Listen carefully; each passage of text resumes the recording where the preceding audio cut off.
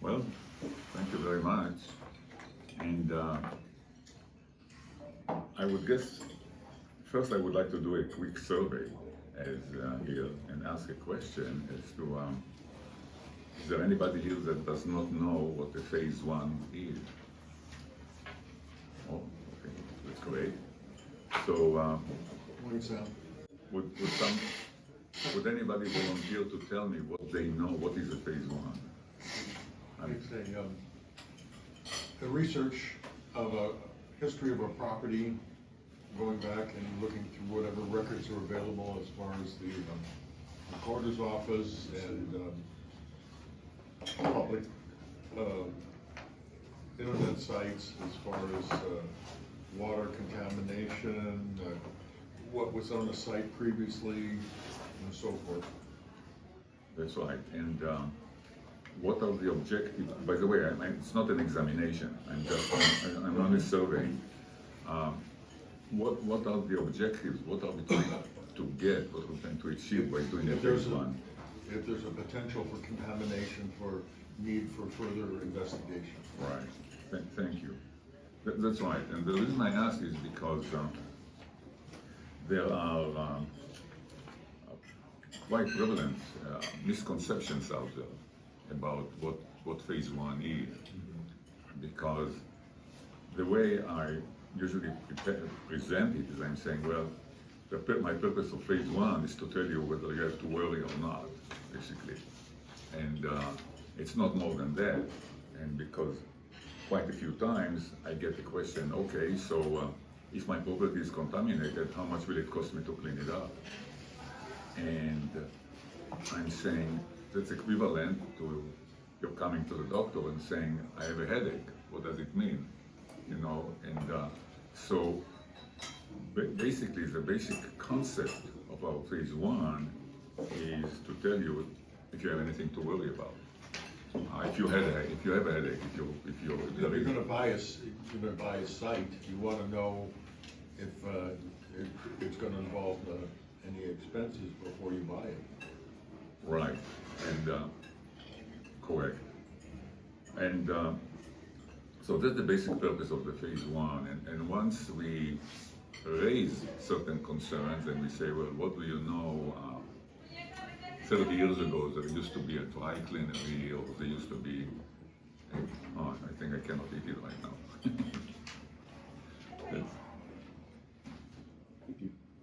That's too late for me to eat, so. I already have it right here. No, but that's fine. I'll pass on it. It's okay. No, you can eat. I cannot eat and talk. I need to leave it here. So. Yeah, It's gonna be full. yeah, Always thank you. that's fine. Not a problem. Thank you. So, Yes, I'll grab some. Another pack of your soda. Well, Did I say just coffee? coffee. Alright. Two bag wheels, couple of, I get some extra butter too. Sure. anyway, so And once, this, once we raise a concern and we say, well, 30 years ago there used to be a dry cleaner. 40 years ago there used to be tanks here, but we don't know what happened to them. Used to be a service station. Used to be a service station. 50 years ago there used to be a dry cleaner next door. There used to be a certain chemical plant next to you. Once we raise the concerns, if we raise them, then we leave it up to our client to decide if they want to know more. And some cases they don't want to know more and they walk away from it. In some cases they want to know more, and then we do a phase two. And when we do a phase two, we basically test to see if what we were concerned about, if there is something there. It's kind of equivalent to you go to the doctor and you say, I got a headache, I got this, so he gives you a first line of test, okay? After he does the first line of test, then he says, well, you're okay, or I need to do more tests, all right? So in the same way we do, we move stage by stage, all right? So we do the phase two, we find nothing, we say, okay, clean. We do find something, then we ask, do you want to know more? And And so that's how it goes in stages. And usually also what happened many times is we do our phase 2 and we say, well, we found contamination. And the guy says, well, how much will it cost me to clean it up? We say, I don't know. All what I know is you got a high fever. That's all what I know at this moment. So if you want to know more, I have to go deeper. I have to go wider. I have to find, and now it's costing more. And many times when we do the phase 2, when we find there is something, they ask how much will it cost me to clear it up, to clean it up. We say we don't know. Again, we have to do further and further and further. So we go by stages, and every stage, it is up to our client to decide how far away they want to go. Now, I found that I found not quite, but in some cases, people are going too far when they don't have a need for, and I will demonstrate it to you with some examples, some real life examples. I have a question. Sure.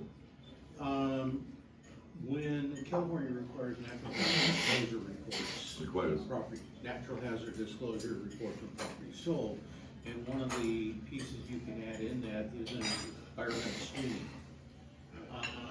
That does not take the place of a phase 1 or phase 1 report, correct? No, it's,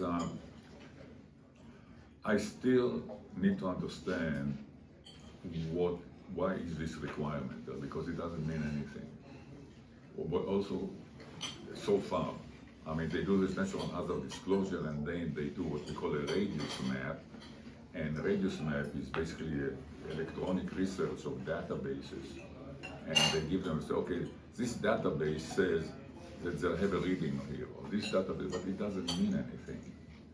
So they say within 300 feet of your place, we found that there used to be tanks, okay, or within half a mile, or so they don't go to the same depth that we go, and it's kind of an alarm. It's a first alarm, but it doesn't mean much. Yeah. Anyway, so I'll give you some examples. Gardena, it's property of about almost half an acre, 60,000 square feet structure, which is divided into several warehouses. And we do a phase 1 there, and we say to the owner, you know, your property has no history of any concern. However, you are surrounded by contamination, which is coming at you from all directions. Not only that, I find that even the regulatory agency at one time did some tests right beyond your fence. And so you may want to know if anything encroached on you. And I say, okay, fine, do your phase 2.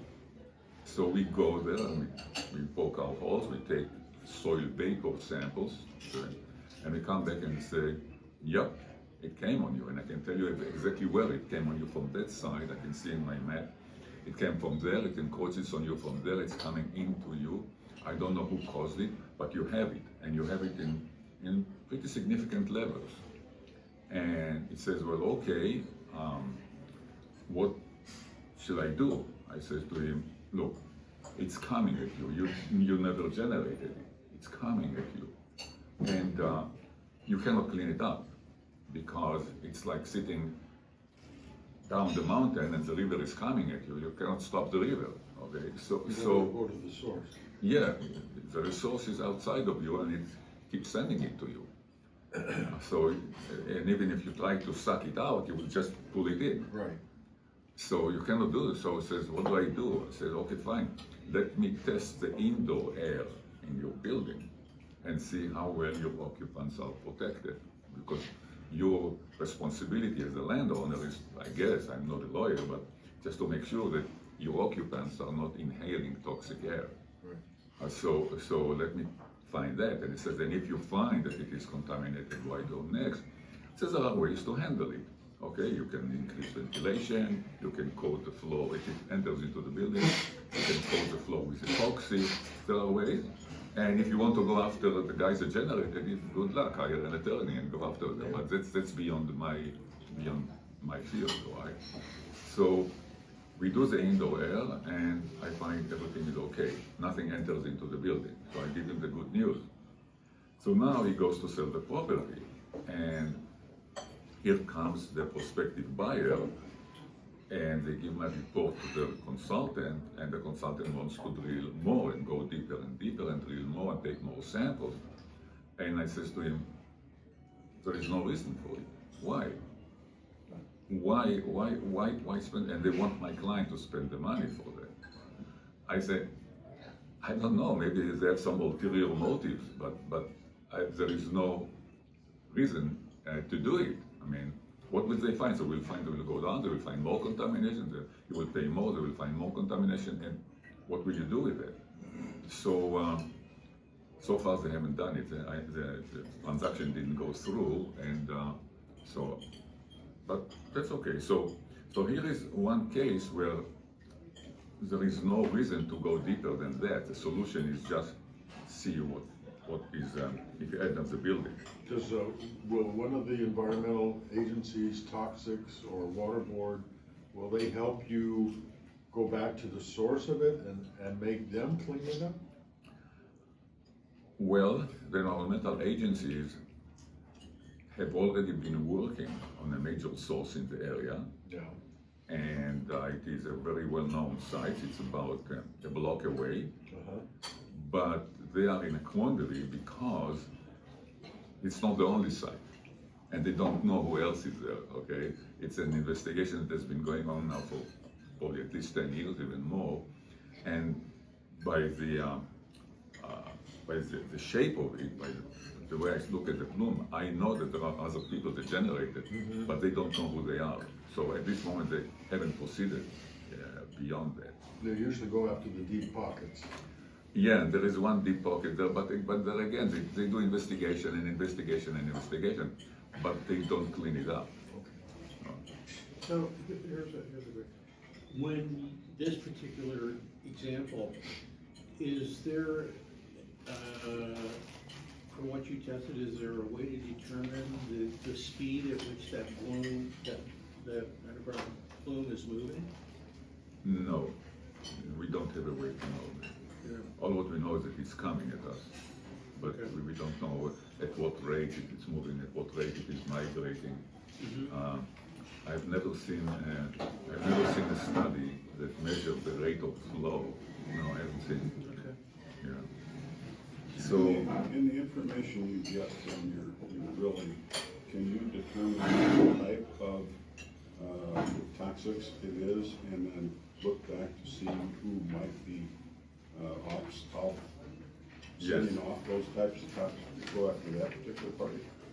well, we know. Yes, I mean, again, I'm not an attorney, but we can identify the type of toxics, and we identify, from what we know, potential generators in the area. We can indicate, oh, we think it will coming from there, it will come from there, it will come from there, okay? But in order to know exactly where it comes from and who was the major generator, we'll have to do more tests. This is what the regulatory agencies usually get into. Now we go beyond our property, we go to the neighbors and we start drilling there, and we start drilling in the street, and we start, honeycombing, and do this. That's become massive, and the regular transaction cannot carry this cost. Now we are talking many hundreds of thousands of dollars. Oh, yeah. It's an investigation. Yeah. And that's not a cost of the seller, just to No. Yeah. So It seems like you're talking about an area that is contaminated, the groundwater is contaminated. in that case, That's I think it was contaminated. The example you're giving us is like an area that the groundwater is contaminated. I'm not sure if groundwater there is contaminated. It makes sense to me. The groundwater there is pretty deep in Gardena, so in the area where I did my project. So Normally, when the groundwater is contaminating their water, resource protection gets involved and they do something to remediate. No, it's very hard, almost impossible to remediate groundwater. If you take the case of San Gabriel Valley, probably 60% of groundwater there is contaminated, and the agency, EPA, I remember in the early 1990s we were going in the EPA project door to door and testing them to see who might have generated it. It was called at the time the Well Investigation Program. Hundreds of properties that suspect were investigated at the time. And so what the EPA does, or whatever the water company did, the groundwater flows underground into weedier narrows, okay, geologically. So they put a water purification plant in weedier narrows, and they pump out the water and they purify it. They pump it up. And they purify it, but they don't clean the aquifer. They just pump out water which is dirty, okay, and contaminated, and they purify it. The source is all over the valley, all over San Gabriel Valley. There are hundreds of sources. And this is the only practical solution that there can be. I mean, there is no point to remediate groundwater. I mean, the state of California wasted billions of dollars on contaminated groundwater from gasoline stations, which there was no reason to then start cleaning it up, you see. Because you cannot turn contaminated water into drinking water standard reasonably, unless you pump it out and you filter it, and you filter it. Yeah. No, you just pump it to your customers. Oh. You know, that's look. In Hyperion, there is the Hyperion plant. Okay, the sewage plant. Okay. POTW. They purify all the waste that we send them. They purify it. You get from there a drinking water standard water. Okay, but nobody wants to drink it. They use it for irrigation. So they would send it for irrigation, but you can drink it. Yeah. Okay, they recycle the water. I have a question. Does the seller have to disclose if there was ever an oil well on a property? If, like it was 25 years ago or something before they bought it? What if they don't know? How can they dispose of Well, it? the title would know, right? Well, the natural hazard disclosure report would identify a potential hazard, Oh, okay? From that point, then it's up to the seller or the buyer to figure out what they wanna do. That's why they do phase one. oh, okay. So, I was just thinking what if they don't say it. So this is one example. Now I'll give you another example. This is in downtown Los Angeles, in the Skid Row area. And One conversation, please. so Skid Row area, downtown Los Angeles, and my client, they want to sell the property. They did some years ago phase one, and they found out that next door neighbor used to be a plating facility in the phase one. It was not my project. So then the consultant said, let's do a phase two and find if you are contaminated, which makes sense. So they did a phase two, and they went down and they took some samples of the soil gas, of the soil vapor, and they found it was contaminated.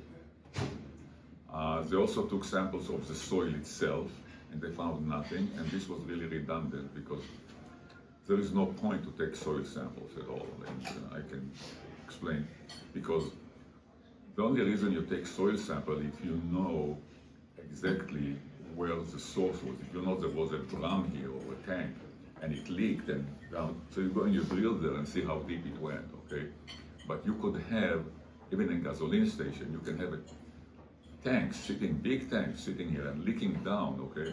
And you go there and you drill 20 feet away from them, you will find nothing, it's clean, all right?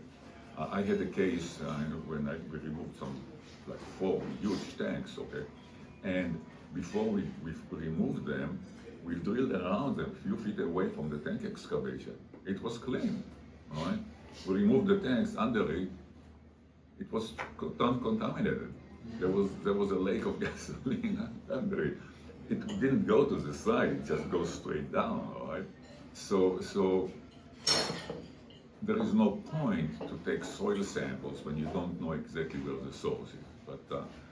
But taking vapor samples is very telling, because vapor expands, vapors go around, all right? So in this case, the consultant took both soil samples and vapor samples. The soil samples was redundant, and he found nothing. And the vapor samples said it is contaminated. And the contamination, they already knew from the records of the government about the plating shop. There already were records available to know what the plating shop contaminated with, and the contaminants that were found under my client's property were identical to the contaminants that the plating shop generated. So that cannot be more obvious than that, especially since his history was, there was nothing there that generated it. It was a warehouse forever. So the consultant came back and said, okay, let's go and drill deeper. And so they drilled deeper, and they found a little bit more of contamination in the soil vapor. This was redundant. There was no reason to do it, just no reason. And then they came to my client and say, okay, let's go even deeper. And then my client came to me and I said, don't do it. Don't do it. You're not the ones that generated it. So what will you find? You will go deeper and deeper and will find more and more contamination. What does it tell you? It tell you nothing. You already know that there is contamination. You already know that you did not generate it. Why spend money on going deeper?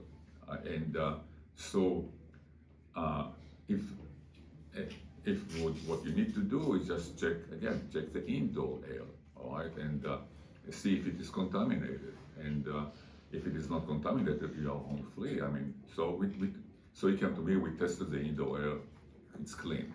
So, and I told him, look, now if you want to go after the generator, after the plating shop, hire an attorney. That's beyond me. But don't spend money. Again, don't spend money when the contamination is coming at you from the side. It's enough to find out that you are contaminated, and then your job, I told him, is basically to make sure that your occupants are protected. This is your responsibility to your occupants, to your tenants, all right? But it's not your responsibility, and nobody will make you responsible to clean up the contamination that is coming at you from the side, all right? So look and find out what you need to do to protect your tenants. And I mean, what if you have, it turns out that the air in the building is contaminated? What are your options? What steps should you take? okay, if the air is contaminated, then your options is one, increase the ventilation. That's a very simple. And we need to look into it, how much we can increase the ventilation without hurting if there is an AC unit there. In a warehouse, usually it's very simple, because warehouse is a warehouse. You just put more, you ventilate more air. But if it is an office building or apartment building, it's more complicated, because there is air conditioning. If you start ventilating too much, you have to increase the load on the air conditioning system, right? So it's a technical question where you have to. But then the second option is to coat the floors with liner, especially epoxy liner, to block the vapors.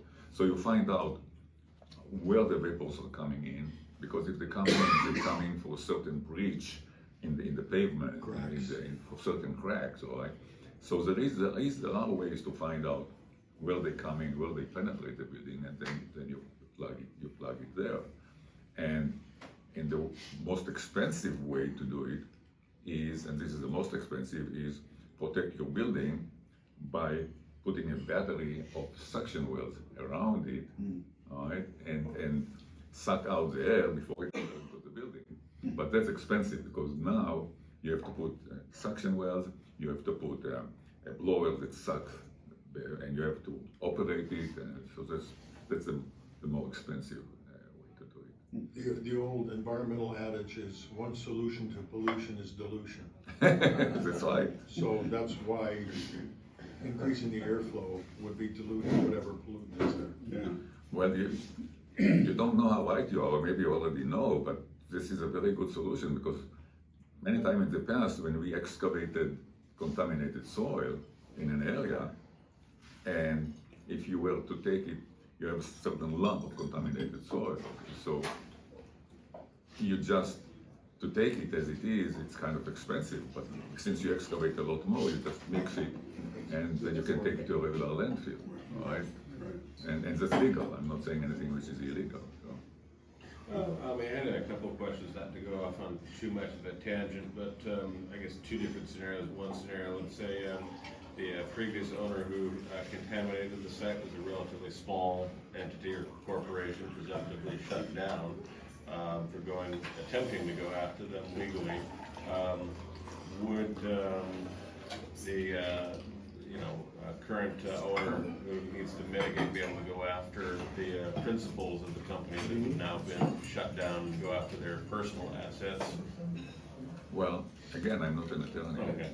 That's beyond my We've all expertise. talked about Yeah. that previously, and then I guess the other scenario would be actually a large corporation that would have been acquired by another large corporation. Yeah, again, yeah. So, I don't know. Usually, it happened to me that I was retained as an environmental expert in such cases, but I don't know how to resolve it legally. Curious. I have a question. I have a client that we're looking to purchase a half-acre property. Recently went through a subdivision from 1 lot to 3 lots. On one of the lots was an oil well. And the oil well has been abandoned. And we're getting a CalGEM certification that it's been capped and abandoned and all that. Should we pursue further investigation as to contamination on the other 2 lots? And they're all adjoining, and they're about 6,000 square foot lots each. I would not. I mean,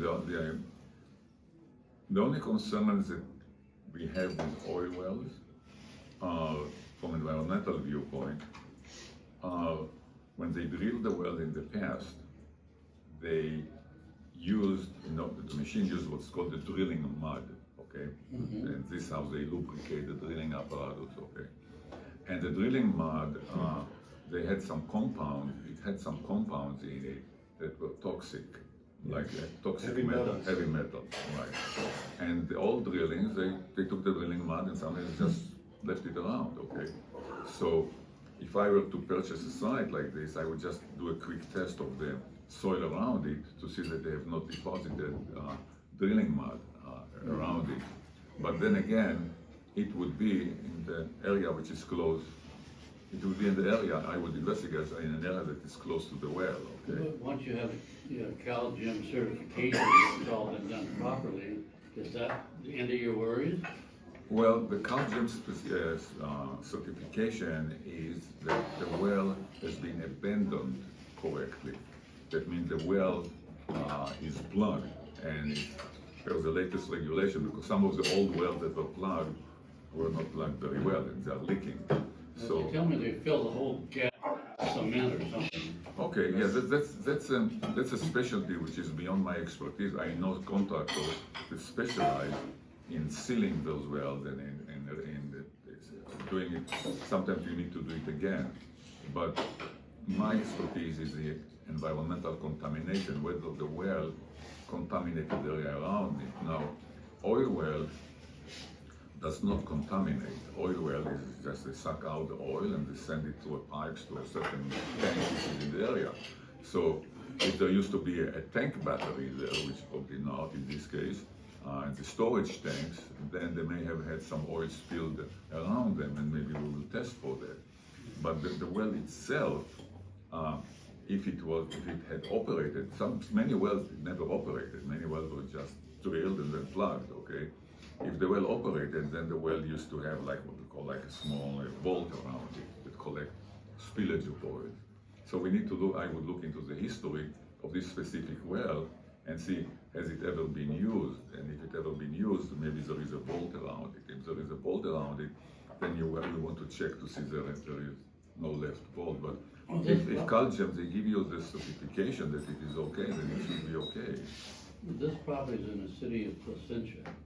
In the city, we went to the city and inquired about and we have an email back from them saying once it has, the CalGEM certification that it's done correctly, we could build on the property. All right. Is that all we need, and we don't need to do soil inspections or any other? From environmental viewpoint, if I were to check on it, I will only maybe take some samples of the soil to see that the soil doesn't have heavy metals in it, toxic metals, that they did not spit around. But the well itself, I would not be concerned about the well itself. So And maybe they will let me check you out for methane to make sure there is no methane leaking there. So would you recommend phase one be done, or? I think, yeah, it would be, well, we already know you have a well and it was residential. We already know that. So I don't see any reason to do a phase one. So, We no. already know, okay? So don't spend money on phase one. Maybe just go there and take a few samples of the soil and see if the soil is clean. That's Who all. does that? Soil report? I'm sorry? Who does that? Or you do, so that was, but it's not called a phase one, it's just. No, it's not called a phase one, and you can call it, What call does it that soil cost and testing. How long does it take?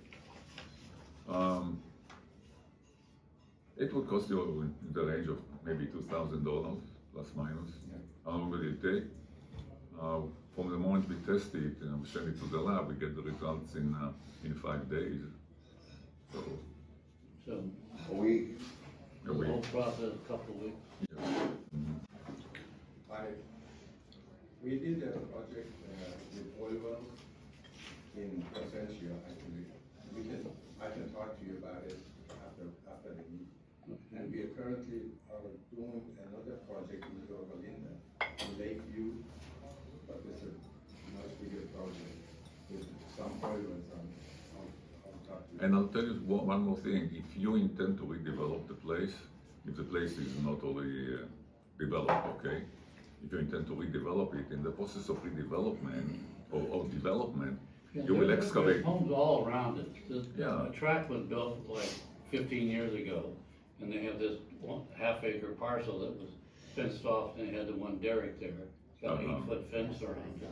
And So it now they're depends what you plan to do. If you plan to excavate there and for foundations and move dirt around, then you will have solved the problem anyway, you see. Because once you excavate, it will get mixed and it will disappear. But if you put your house on it the way it is, then you may want to take some samples. Question, do you find that sometimes the lender will say, we want to do our own versus the one you've done already? Or do they always accept yours? Well, my next story will answer to that. Okay. I have a story for everything. That's good. Yeah. So the next story is, yeah. There was a grading contractor telling me, like he was building houses, when he was doing grading, he saw cows hanging. What do you do in a situation? He saw what? Cows, dumped underneath the ground and houses being built on the top of them. He saw, what did he see underground? Cow? Cow down. Corridor, even cows. Oh, corridor. Yeah, even the cows that were dumped inside the ground and he built. So there was some old structure there. Okay, fine, but that has nothing to do with me. I'm asking you, is it possible people can build something on? I don't know. People build sometimes. Yeah, I'm not in that. Yeah, that's not my expertise. Yeah, some buried. Well, the cow don't. But I also. Cow down is okay, but there were But literally I- cows being dumped. But I have also a story for you on that too. Okay. I have a story for you. Okay. I have a story for every question that you Not giving us have. bubble mices. I have a story, I have a real life story. So here is a story about the banks and the lenders, all right? So this is again, downtown LA, that's in the government district. I'm working on it right now, and he wants to refinance the property. It's a very nice property there in the government district, and he goes to the bank, and the bank retains a consultant to do a phase one, and the consultant comes back and says, well, in the 1920s, there used to be a tank here, okay? And we don't know what happened to the tank, and therefore you need to do a phase two.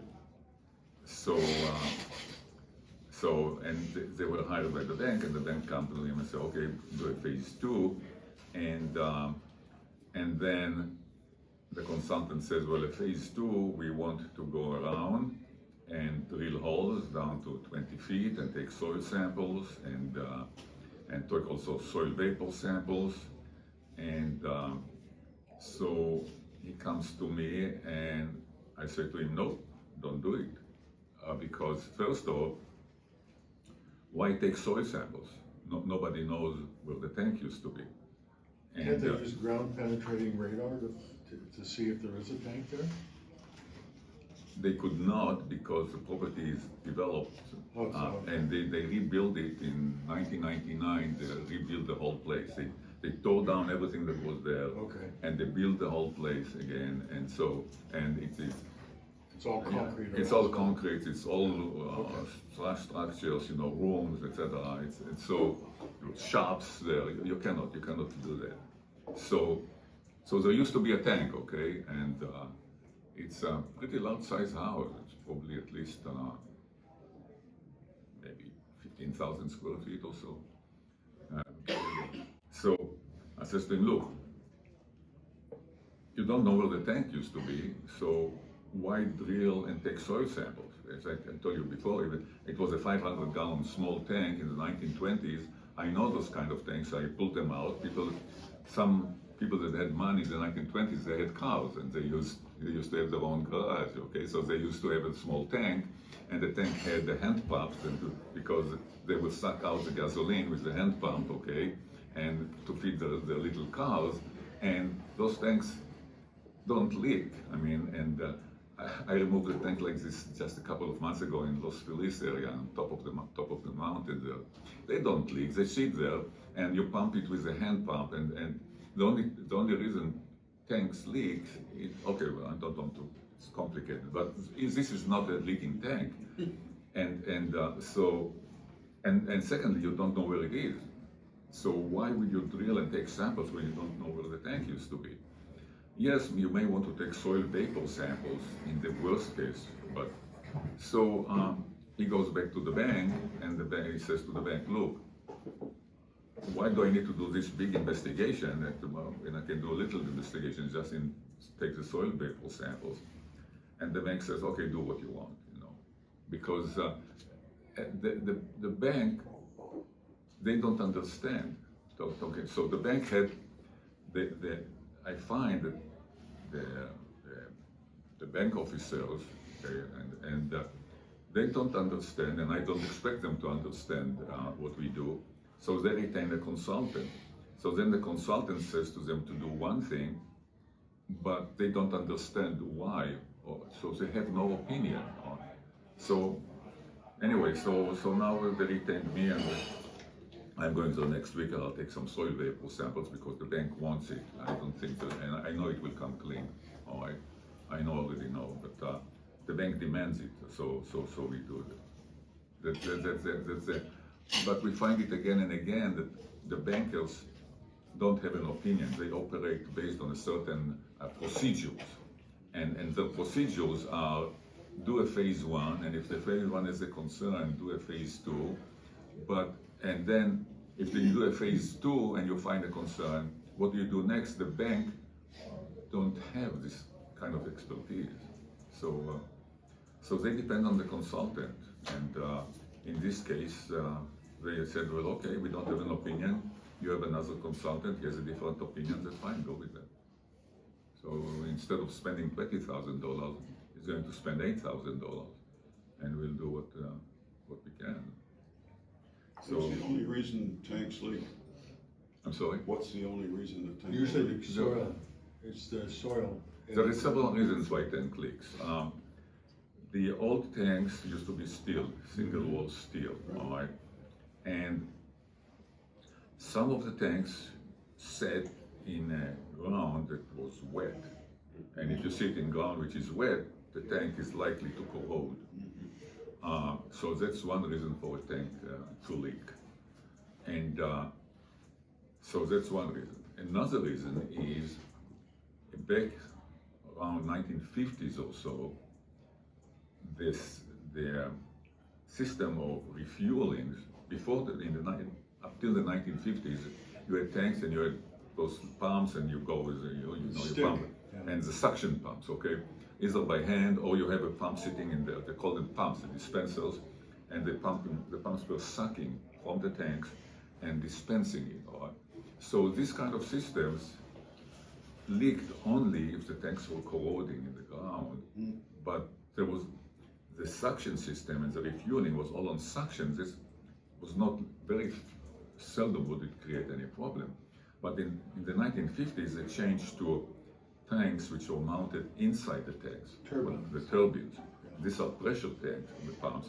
And they are mounted inside the tank and they pump under pressure to a series of dispensers on the island. Now we are under pressure and there is a certain leak in the pipe. There it goes, okay? Yeah. So these systems had a lot of leaks in them. Most of the ones that have been put in the last 10 years or so, has that been Double outdated or? Double contained. Since the late 1989, I installed a lot of these tanks, double wall tanks. I removed probably 2,000 tanks, and installed tanks in like 40 gasoline stations. They're all double wall tanks, and they are leak proof. Mid-80s.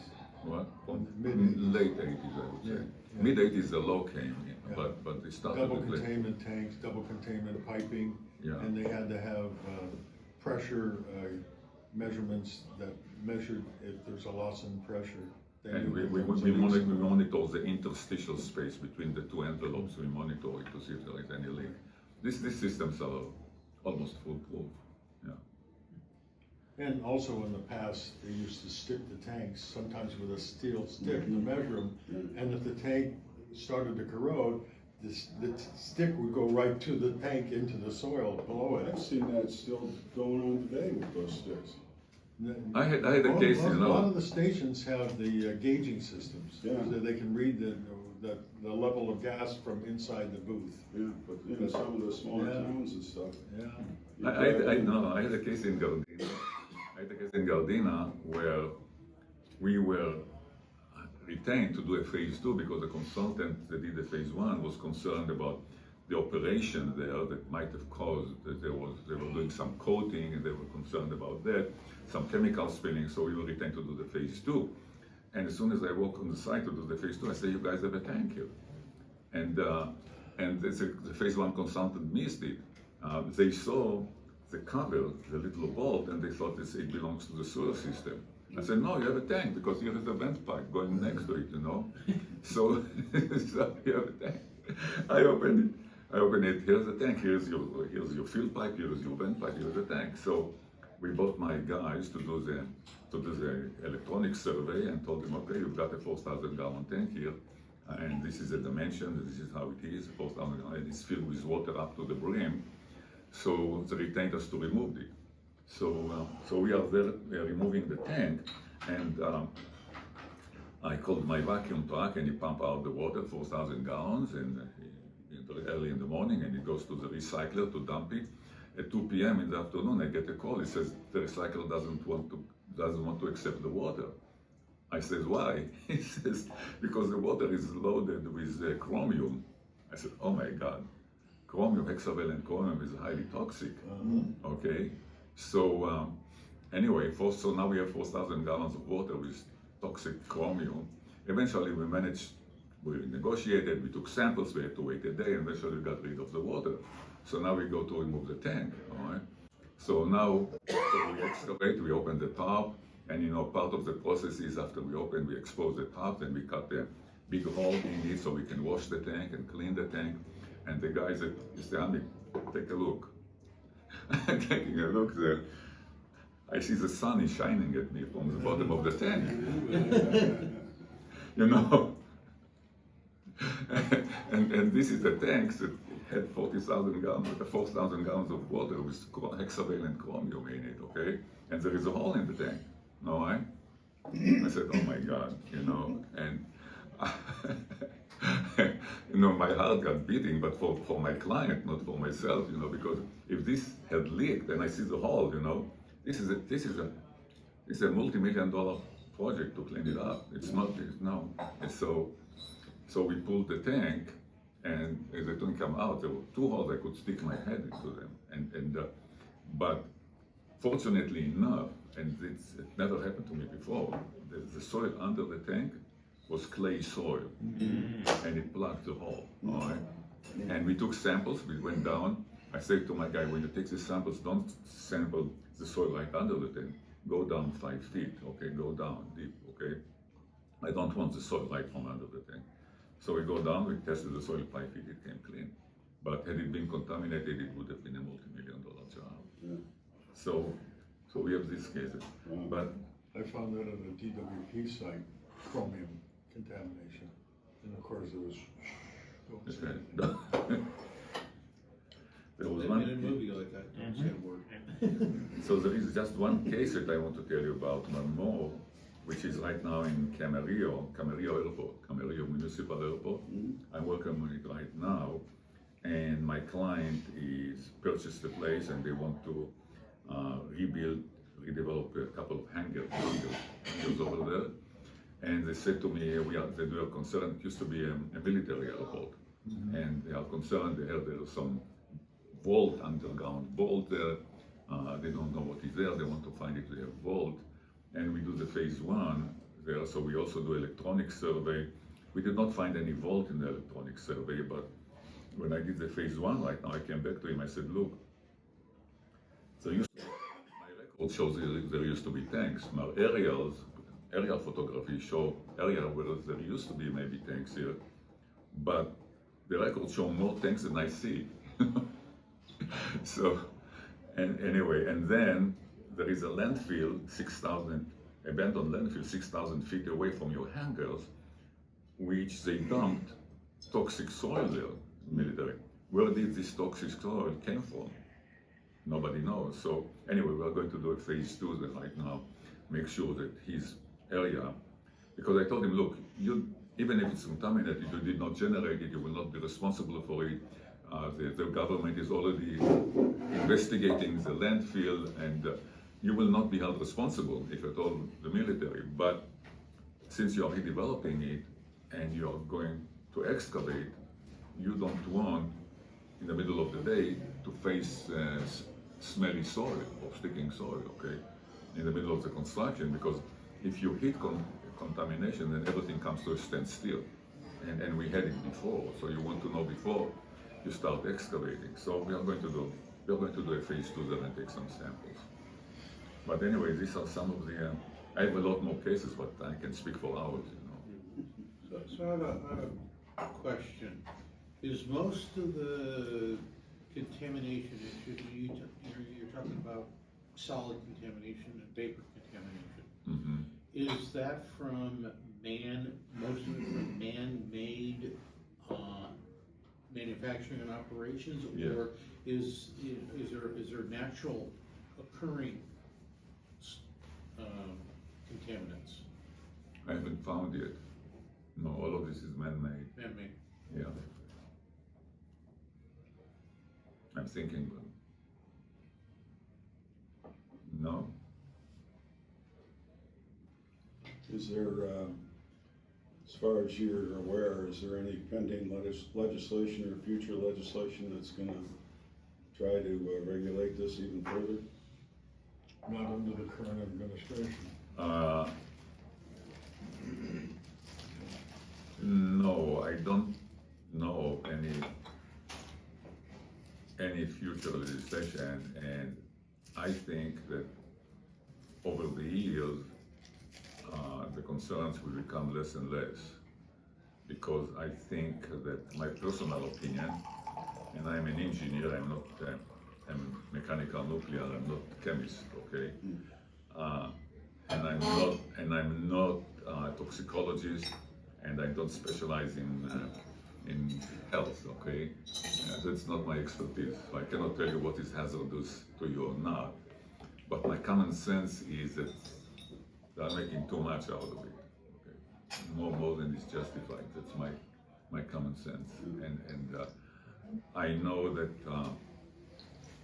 many of the properties that we investigated in the we started investigating them in the 1988. So late 80s, 1990s, early 2000s.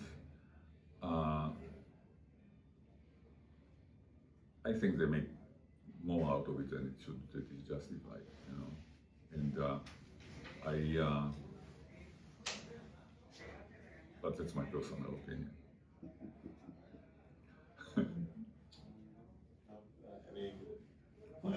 Who's your major clients? I'm sorry? What kind of clients do you have? Are they all across the board, or are they more institutional clients or individuals? Or? When you say institutional, like what do you mean?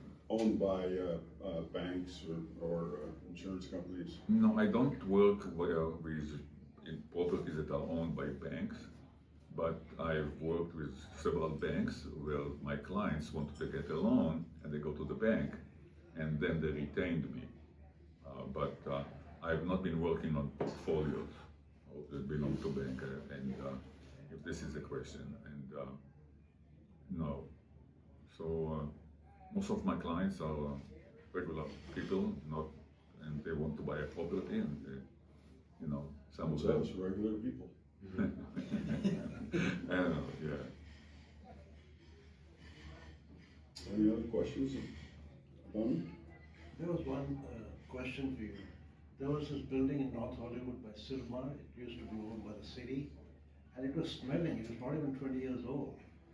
Later on, we came to know, I knew inside architect or something, that when they were curing, like you said, you don't do the right curing, and that's where the problem came. They did not do what? The Curing. Of the site? Right. When they were Okay. building, there was negligence on the part of the And they contractor. smelled, it was smelling? Yeah, then they sold the building to the school district. So maybe there was some mold in it? Something was there. Oh, you mean in downtown LA, the famous school in downtown? This was in Silmar. Oh, in Silmar? Yeah. Right by the freeway. Yeah, I don't deal with mold, so I don't know. It sounds more like a beautiful mold. building, yeah, it was a nice city building. And then they used me to put the canopy so they could sell the building in the school district. Okay. That's type of contamination that I deal with soil contamination, groundwater contamination, okay, and soil vapor contamination. But if you have a building which is what's called a sick building, that's not my This was, I expertise. think, 20 years old. Yeah. Pauly Francis Technical High School in Sun Valley is across the street from a closed landfill. And the high school actually has a system to detect whether the methane from the landfill is going under the road into the school. Okay. And if that alarm goes off, they have to call the city of LA for them to go out and increase the suction in the flares at the landfill so that the gas is sucked back and not into the high school. Okay. It's a really interesting situation, because they used to complain for years and years about headaches and nausea, and it turned out it was the methane gas coming from the landfill. They recall that. That's it. I didn't know that methane was causing that, but I know that methane explodes. That's what I know. But I didn't know that it was causing headaches. Well, Yeah. when you get And gases of from course- a closed landfill, there's other contaminants in the methane, Okay. so. Oh, okay. Because methane itself is odorless. There is no smell to it. Yeah. they So have there to might have been actually something add else. a captain to make it smell, so you can detect Oh. it. Like if you have a gas leak in your house, it smells Yeah. like rotten eggs, you know. Yeah, because they had Right, they had to add that, yeah. All right. Does the seller usually pay your fee, or the buyer, or the It's lender? it's negotiable between Yes, I them. know that, but in your experience, traditionally? Both, I had both cases. Okay. Could you pass your card, please? Oh, How do you see 2025, I mean, from your standpoint for our industry? from my standpoint, I'm getting busier. This year? Yeah, I don't know. I was not, I was busy, but not so busy as much as I'm now. Last night, yesterday, I was in Los Baños, you know, over there, like, Los Baños, way up there, you know. And then from there, I went down to Moreno Valley, and then from Moreno Valley, I came down here and I slept in a hotel to be here in the morning. And now I'm going to Fullerton, and from Fullerton, I'm going to Monrovia. You see? Yeah. So I'm extremely busy right now, much great. more than before. Yeah. Well, you should be, you're good. Well, thank you. Appreciate it. Yeah, I like it. I mean, We I know really that's- appreciate you being here with us Thank this you. morning. Thank you for doing that. I think that was a great presentation. He didn't mention it, but he has information that he sends out by email with some fantastic reports. Yeah. Fantastic. So I don't know how many have signed up for that, but get his information and have him forward you that. They're very educational and Thank you.